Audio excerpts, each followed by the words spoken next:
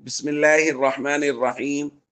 عن جابر رضي الله تعالى عنه قال قال رسول الله صلى الله تعالى عليه وسلم في الحديث: وأغلق بابك واذكر اسم الله، وأطفئ مصباحك واذكر اسم الله، وأوك سقاءك واذكر اسم الله، وخمر إناءك واذكر اسم الله، ولو تعرض عليه شيئا. رواہ البخاری۔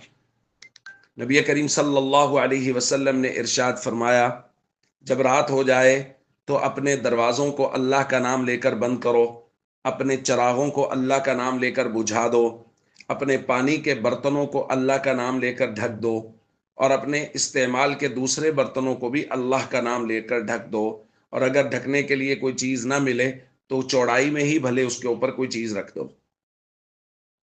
دوستو، اس روایت کا ایک حصہ ہم کل پڑھ چکے ہیں، یہ دوسرا حصہ ہے۔ نبی کریم صلی اللہ علیہ وسلم نے جسمانی اور روحانی مشکلات سے، پریشانیوں سے بچنے کے لیے کچھ ہدایات دی ہیں۔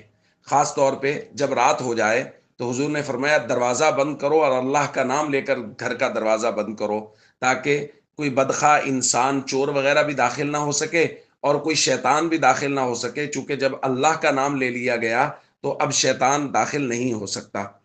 اسی طرح حضور نے فرمایا چراغ کو بجھا دو، یعنی اگر کوئی چیز آگ سے جل رہی ہے یا خود آگ جل رہی ہے تو اس کو بجھانے کا حکم دیا ہے کہ کہیں اس کے ذریعہ سے گھر میں کوئی نقصان نہ ہو جائے۔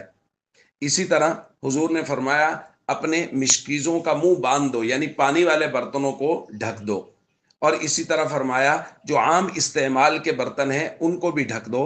اور یہاں آپ غور کیجئے، ہر بات کے ساتھ حضور فرما رہے ہیں وَذْكُرِ اسْمَ اللَّهِ، اللہ کا نام لے کر، اللہ کا نام لے کر، کیونکہ ایک ہے اس کے اندر ظاہری نقصان کی کوئی چیز، کوئی کیڑے مکوڑے داخل ہو گئے، یہ ظاہری نقصان کی چیز ہے، اور ایک یہ ہے کہ اس کے اندر شیطانی اثرات آ گئے، تو اللہ کا نام لینے سے جیسا کہ درخواست کی گئی شیطانی اثرات ختم ہو جائیں گے۔